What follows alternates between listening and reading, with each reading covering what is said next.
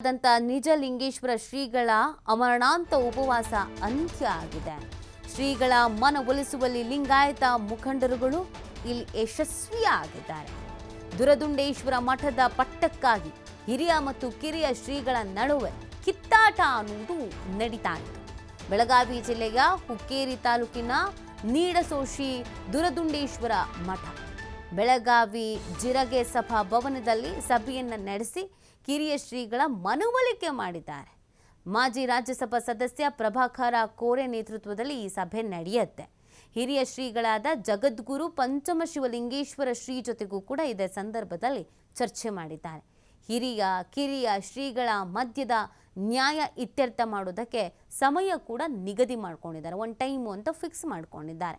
ಮೇ 21ರಂದು ಇನ್ನೊಂದು ಸಭೆ ನಡೆಸೋದಕ್ಕೆ ಅಂತ ಲಿಂಗಾಯತ ಮುಖಂಡರು ತೀರ್ಮಾನಿಸಿರೋದು. ಮೇ 21ಕ್ಕೆ ಒಂದು ಮೀಟಿಂಗ್ ಮಾಡೋಣ, ಅಷ್ಟರ ಒಳಗಡೆ ನೀವು ಏನು ಉಪವಾಸ ಅಂತೆಲ್ಲ ಮಾಡ್ತಾ ಇದ್ದೀರಾ ಅದನ್ನು ಸ್ಟಾಪ್ ಮಾಡಬೇಕು, ನಮ್ಮ ಮಾತಿಗೆ ಗೌರವ ಕೊಡಬೇಕು, ಇಡೀ ಸಮುದಾಯದ ನಾಯಕರುಗಳು ನಿಮ್ಮ ಮುಂದೆ ಬಂದು ನಿಂತಿದ್ದೀವಿ, ಎಲ್ಲರೂ ಒಗ್ಗಟ್ಟಾಗಿರಬೇಕು, ಬೇರೆಯವರಿಗೆ ಇದು ಆಡಿಕೊಳ್ಳುವಂಥ ವಿಚಾರ ಆಗಬಾರ್ದು, ನಾವು ಕೂತು ಬಗೆಹರಿಸ್ಕೋಬೇಕು, ನಾವು ಕೂತು ಮಾತಾಡಬೇಕು, ಅದೇನೇ ಅಸಮಾಧಾನಗಳಿರ್ಬೋದು, ಅದೇನೇ ಭಿನ್ನಾಭಿಪ್ರಾಯಗಳಿರ್ಬೋದು, ಕೂತು ಮಾತಾಡಿ ಬಗೆಹರಿಸ್ಕೊಳ್ಳೋಣ ಅಂತ ಒಂದಷ್ಟು ಮನವಿ ಮಾಡಿಕೊಂಡಿದ್ದಾರೆ. ಆ ಮೀಟಿಂಗ್ ಸಕ್ಸಸ್ಫುಲ್ ಆಗಿದೆ. ಎಲ್ಲರೂ ನಾಯಕರುಗಳು ಸಮುದಾಯದ ಮುಖಂಡರುಗಳು ಕೇಳ್ಕೊಳ್ತಾ ಇದ್ದಾಗೇ ಆಯಿತು ಸರಿ ಅಂತ ನೀರೆಲ್ಲ ಕುಡಿದಿದ್ದಾರೆ.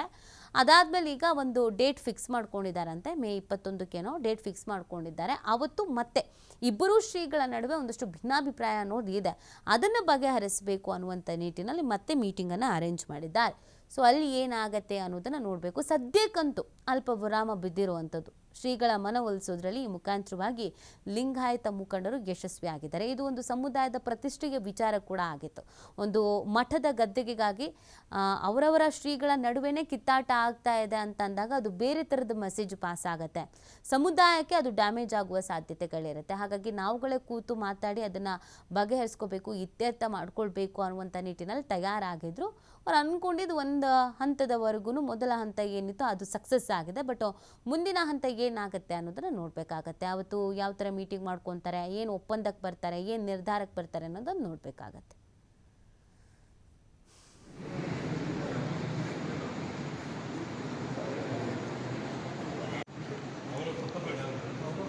ಇವಾಗ ಮತ್ತಷ್ಟು ಮಾಹಿತಿಯನ್ನು ನೀಡ್ತಾರೆ ನಮ್ಮ ಪ್ರತಿನಿಧಿ ಶ್ರೀಧರ್. ಒಂದಷ್ಟು ಅಸಮಾಧಾನ ಇತ್ತು, ಉಪವಾಸ ಮಾಡ್ತಾ ಇದ್ರು ಶ್ರೀಗಳು, ಬಟ್ ಈಗ ಮೀಟಿಂಗಲ್ಲಿ ಒಂದು ಸ್ವಲ್ಪ ಮಾತುಕತೆ ಎಲ್ಲ ಆಗಿದೆ ಅನ್ನೋದು ಗೊತ್ತಾಗ್ತಾ ಇದೆ. ಏನು ನಿರ್ಧಾರ ತೆಗೆದುಕೊಂಡಿದ್ದಾರೆ ಅಂತ? ನೀತಿ ಏನು ಉತ್ತರ ಕರ್ನಾಟಕದ ಪ್ರಸಿದ್ಧ ಮಠದಲ್ಲಿ ಏನು ಗದ್ದಿಗೆ ಗುದ್ದಾಟ ಆರಂಭ ಆಗಿತ್ತು, ಅದಕ್ಕೆ ಈಗ ಅಲ್ಪ ವಿರಾಮ ಸಿಕ್ಕಿದೆ ಅಂತ ಹೇಳ್ಬೋದು. ಕಿರಿಯ ಶ್ರೀಗಳ ಒಂದು ಆಮರಣ ಉಪವಾಸ ಏನಿದೆ ಆ ಉಪವಾಸ ಈಗ ಅಂತ್ಯ ಆಗಿದೆ ಅಂತ ಹೇಳ್ಬೋದು. ಮೇ 21ರಂದು ಮಹತ್ವದ ಸಭೆ ನಡೆಯಲಿದೆ. ನೀತಿ ಏನಂದ್ರೆ ಏನು ಬೆಳಗಾವಿ ಜಿಲ್ಲೆಯ ಹುಕ್ಕೇರಿ ತಾಲೂಕಿನ ನಿಡಸೋಶಿಯ ದುರದುಂಡೇಶ್ವರ ಮಠ ಏನಿದೆ, ಇದು ದಾಸೋಹಕ್ಕೆ ಅನ್ನ ದಾಸೋಹಕ್ಕೆ ಬಹಳ ಹೆಸರುವಾಸಿಯಾದಂತಹ ಮಠ. ಈ ಮಠದಲ್ಲಿ ಹಿರಿಯ ಮತ್ತು ಕಿರಿಯ ಸ್ವಾಮಿಗಳ ಮಧ್ಯೆ ಒಂದು ಗದ್ದುಗೆಗಾಗಿ ಕಳೆದ ಒಂದು 20 ದಿನಗಳಿಂದ ಒಂದು ಜಟಾಪಟಿ ನಡೆದಿತ್ತು. ಯಾಕಂದ್ರೆ 2 ವರ್ಷಗಳ ಹಿಂದೆ ಒಂದು ಹಿರಿಯ ಸ್ವಾಮೀಜಿಗಳು ಏನು ಕಿರಿಯ ಸ್ವಾಮೀಜಿಗಳನ್ನ ಈ ಉತ್ತರಾಧಿಕಾರಿ ಮಾಡ್ತಂತೆ ಕರ್ಕೊಂಡ್ ಬಂದಿರ್ತಾರೆ. ಆದ್ರೆ 2 ವರ್ಷ ಆದ್ರೂ ಕೂಡ ಅವರಿಗೆ ಉತ್ತರಾಧಿಕಾರಿ ಪಟ್ಟವನ್ನು ಬಿಟ್ಕೊಡೋದಿಲ್ಲ. ಇದರಿಂದ ಏನು ಮನನೊಂದು ಕಿರಿಯ ಸ್ವಾಮೀಜಿ ಒಂದು ಆಮರಣ ಉಪವಾಸ ಸತ್ಯಾಗ್ರಹ ಕೂತಿರ್ತಾರೆ. ಈ ಒಂದು ವಿಚಾರವಾಗಿ ಪ್ರಮುಖವಾಗಿ ಬೆಳಗಾವಿಯಲ್ಲಿ ಒಂದು ಏನು ಲಿಂಗಾಯತ ಮುಖಂಡರ ಒಂದು ಪ್ರಮುಖವಾದಂತಹ ಸಭೆ ನಡೆಯುತ್ತೆ. ಅದು ಏನು ಪ್ರಭಾಕರ್ ಕೋರೆ ಆಗಿರ್ಬೋದು, ಗಣೇಶ್ ಹುಕ್ಕೇರಿ ಆಗಿರ್ಬೋದು, ಎ ಬಿ ಪಾಟೀಲ್ ಆಗಿರ್ಬೋದು, ಏನು ರಮೇಶ್ ಕತ್ತಿ ಆಗಿರ್ಬೋದು, ಇರಾನ ಕಡಡಿ ಆಗಿರ್ಬೋದು ಮತ್ತು ಮಹಂತೇಶ್ ಕೌಟಮಠ ಆಗಿರ್ಬೋದು, ಏನಾದ್ರು ಪ್ರಮುಖವಾಗಿ ಲಿಂಗಾಯತ ಸಮುದಾಯದ ಏನು ಪ್ರಮುಖ ನಾಯಕರು ಎಲ್ಲರೂ ಕೂಡ ಒಂದು ಸಭೆ ನಡೆಸ್ತಾರೆ. ಸಭೆ ನಡೆಸಿ ಆ ನಂತರ ಹೋಗಿ ಒಂದು ಕಿರಿಯ ಸ್ವಾಮೀಜಿ ಅಂತ ನಿಜಲಿಂಗೇಶ್ವರ ಸ್ವಾಮೀಜಿ ಮನವೊಲಿಕೆ ಮಾಡಿರ್ತಕ್ಕಂಥದ್ದು, ಈಗ ಆರಂಭ ಮಾಡಿರ್ತಕ್ಕಂಥ ಆಮರಣ ಉಪವಾಸ ಸತ್ಯಾಗ್ರಹವನ್ನು ಅಂತ್ಯ ಮಾಡಿ ಮೇ 21ನೇ ತಾರೀಕು ಒಂದು ಮತ್ತೊಂದು ಸಭೆ ಸೇರೋಣ, ಆ ಸಭೆಯಲ್ಲಿ ಸಂಪೂರ್ಣವಾದ ತೀರ್ಮಾನ ತೆಗೆದುಕೊಳ್ಳೋಣ ಅನ್ನುವಂತ ಒಂದು ಭರವಸೆಯನ್ನು ಕೊಟ್ಟಿದ್ದಾರೆ. ಕೊಟ್ಟಿರ್ತಕ್ಕಂಥ ಹಿನ್ನೆಲೆಯಲ್ಲಿ ಈಗ ಹಿರಿಯ ಸ್ವಾಮೀಜಿಗಳು ಉಪವಾಸ ಸತ್ಯಾಗ್ರಹವನ್ನು ಅಂತ್ಯ ಮಾಡಿದ್ದಾರೆ. ಮತ್ತೊಂದ್ ಕಡೆ ಏನು ಹಿರಿಯ ಸ್ವಾಮೀಜಿಗಳನ್ನು ಕೂಡ ಭೇಟಿಯಾಗಿರ್ತಕ್ಕಂಥದ್ದು ಏನು ಪಂಚಮ ಶಿವಲಿಂಗೇಶ್ವರ ಸ್ವಾಮೀಜಿ ಏನಿದ್ದಾರೆ ಅವ್ರನ್ನು ಕೂಡ ಭೇಟಿಯಾಗಿ ಅವ್ರ ಜೊತೆ ಕೂಡ ಮಾತುಕತೆ ನಡೆಸಿದ್ದಾರೆ. ಆದ್ರೆ ಇಲ್ಲಿ ಒಂದು ಅಂಶ ಏನಂದ್ರೆ ನೀತಿ ಸ್ವತಃ ಹಿರಿಯ ಸ್ವಾಮೀಜಿಗಳನ್ನೇ ಒಂದು ಕಿರಿಯ ಸ್ವಾಮೀಜಿಗಳನ್ನ ಇಲ್ಲಿ ನಿಡಸೋಶಿ ಮಠಕ್ಕೆ ಕರ್ಕೊಂಡ್ ಬಂದಿರ್ತಾರೆ. ಆದ್ರೆ ಯಾಕೆ ಈಗ ಏನು ಒಂದು ಮಠದ ಉತ್ತರಾಧಿಕಾರವನ್ನ ಯಾಕೆ ಮಾಡ್ತಾ ಇಲ್ಲ ಅನ್ನೋದೇ ಬಹಳ ಪ್ರಶ್ನೆ ಇರ್ತಕ್ಕಂಥದ್ದು. ಇಬ್ಬರು ಸ್ವಾಮೀಜಿಗಳ ಮಧ್ಯೆ ಯಾವ ವಿಚಾರಕ್ಕಾಗಿ ಒಂದು ಮನಸ್ತಾಪ ಎದುರಾಗಿದೆ ಅನ್ನೋದೇ ಈಗ ಎಲ್ಲ ಭಕ್ತರು ಕೂಡ ಒಂದು ಸಾಕಷ್ಟು ಒಂದು ಆತಂಕ ಸೃಷ್ಟಿ ಮಾಡಿರ್ತಕ್ಕಂಥದ್ದು. ಯಾಕಂದ್ರೆ ನಿಡಸೋಶಿ ಮಠ ಅಂದ್ರೆ ಅದಕ್ಕೆ ತನ್ನದೇ ಆದಂತ ಒಂದು ಇತಿಹಾಸ ಇದೆ, ಹಿನ್ನೆಲೆ ಇದೆ. ಹೀಗಾಗಿ ಇದನ್ನು ಯಾವುದೇ ರೀತಿ ವಿವಾದ ಆಗದೆ ಮತ್ತು ಮಠದಲ್ಲಿ ಏನು ಹಿರಿಯ ಮತ್ತು ಕಿರಿಯ ಸ್ವಾಮಿಗಳ ಮಧ್ಯೆ ಇರ್ತಕ್ಕಂಥ ಏನು ತಿಕ್ಕಾಟ ಏನಿದೆ ಅದನ್ನ 4 ಗೋಡೆಗಳ ಮಧ್ಯೆನೇ ಅದನ್ನ ಸಮಾಲೋಚನೆ ನಡೆಸಿ ಅದನ್ನ ಬಗೆಹರಿಸೋಣ ಅನ್ನುವಂತ ತೀರ್ಮಾನಕ್ಕೆ ಈಗ ಲಿಂಗಾಯತ್ ನಾಯಕರು ಬಂದಿರತಕ್ಕಂಥದ್ದು. ಆ ಹಿನ್ನೆಲೆಯಲ್ಲಿ ಈಗ ಅಮ್ಮನ ಉಪವಾಸ ಸತ್ಯಾಗ್ರಹ ಏನು ಉಪವಾಸ ಇದೆ ಅದನ್ನ ಈಗ ಕಿರಿಯ ಸ್ವಾಮಿಗಳು ಅಂತ್ಯ ಮಾಡಿದ್ದಾರೆ. ಜೊತೆಗೆ ಮೇ 21ರಂದು ನಡೆಯುವಂತ ಸಭೆ ಏನಿದೆ ಸಭೆ ಹತ್ರ ಈಗ ಎಲ್ಲರ ಚಿತ್ತ ನಿಂತಿರ್ತಕ್ಕಂಥದ್ದು ನೀತಿ. ಓಕೆ, ಅಂದರೆ ಶ್ರೀಧರ್ ಈಗ ಒಂದು ಇತ್ಯರ್ಥಕ್ಕೆ ಬರಲೇಬೇಕಾಗತ್ತೆ. ಈಗ ತಾತ್ಕಾಲಿಕವಾಗಿ ಇದು ಇಬ್ಬರನ್ನು ಕೂರಿಸಿ ಮಾತಾಡ್ತೀವಿ, ಅಲ್ಲಿವರೆಗೂ ನಮ್ಮನ್ನು ಮಾತು ಕೇಳಿ ಆ ಥರ ಎಲ್ಲ ರಿಕ್ವೆಸ್ಟ್ ಮಾಡ್ಕೊಂಡು ಆಗಿರೋದು.